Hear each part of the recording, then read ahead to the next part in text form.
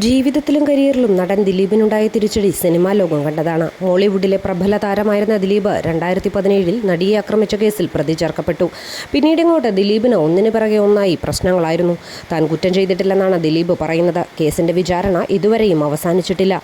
ഇതിനിടെ നടന് കരിയറിൽ വലിയ വീഴ്ച വന്നു. ദിലീപിന്റെ സ്ഥാനത്തേക്ക് മറ്റ് താരങ്ങളെത്തി.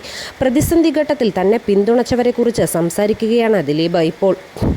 തനിക്കും കുടുംബത്തിനും താങ്ങായി നിന്ന നിരവധി പേരുണ്ടെന്ന് ദിലീപ് പറയുന്നു. കാർത്തിക് സൂര്യയുമായുള്ള അഭിമുഖത്തിൽ സംസാരിക്കുകയായിരുന്നു നടൻ. മന്ത്രി ഗണേഷ് കുമാറിൻ്റെ ഉൾപ്പെടെ പേര് ദിലീപ് എടുത്തു പറഞ്ഞിട്ടുണ്ട്. ഗണേഷ് ഏട്ടനെ എനിക്ക് മറക്കാൻ പറ്റില്ല. പ്രധാനപ്പെട്ട ഒരു സ്ഥാനത്തിരിക്കുമ്പോൾ പോലും പുള്ളി നമ്മളെ വിശ്വസിച്ച് എനിക്ക് വേണ്ടി സംസാരിച്ചു. സിദ്ദിഖിക്കയും എൻ്റെ ഫാമിലിയെ പാമ്പർ ചെയ്ത ഒരുപാട് പേരുണ്ട്. സത്യേഷ്ടൻ, ജോഷി സർ, പ്രിയൻ സർ, ബി ഉണ്ണികൃഷ്ണൻ, ലാൽ ജോസ് തുടങ്ങി ഒരുപാട് പേരുണ്ട്.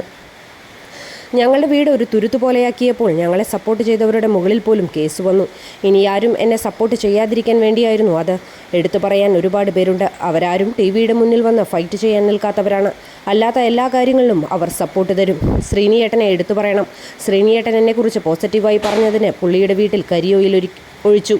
തന്നെ പിന്തുണച്ചതിൻ്റെ പേരിൽ ബലിയാടുകളായ ഒരുപാട് പേരുണ്ടെന്നും ദിലീപ് പറയുന്നു. എല്ലാ മേഖലയിലും എനിക്ക് വേണ്ടി സംസാരിച്ചവരെ മാറ്റി നിർത്തി. കുറച്ചുപേരുടെ അജണ്ടയാണ്. അതിലൊന്നും ചെയ്യാൻ പറ്റില്ല. എല്ലാം നിന്ന് പകച്ചു നിന്ന സമയത്ത് മേനക സുരേഷ്, സുരേഷ് കുമാർ തുടങ്ങിയവർ വന്നു.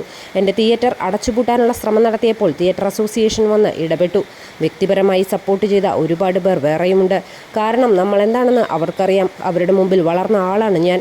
നമ്മളോട് ഇഷ്ടമുള്ള ഒരുപാട് പേർ ഒന്നും പറയാൻ പറ്റാതെ നിൽക്കുകയാണെന്നും ദിലീപ് പറഞ്ഞു. മൂത്ത മകൾ മീനാക്ഷിയെക്കുറിച്ചും ദിലീപ് സംസാരിച്ചു. ഈ സംഭവങ്ങളൊക്കെ നടക്കുമ്പോൾ അവൾ +2 പഠിക്കുകയാണ്. എൻ്റെ പ്രശ്നങ്ങൾ തീർന്നിട്ടില്ല. അവൾ പഠിച്ച ഡോക്ടറായി. അവൾ എൻ്റെ ഏറ്റവും വലിയ ബലമാണ്. അത്രയും സപ്പോർട്ട് ചെയ്യുകയും എല്ലാത്തിനും കൂടെ നിൽക്കുകയും ചെയ്തു. കാണാത്തതും കേൾക്കാത്തതുമായ കാര്യങ്ങളോടാണ് ഫൈറ്റ് ചെയ്യുന്നത്.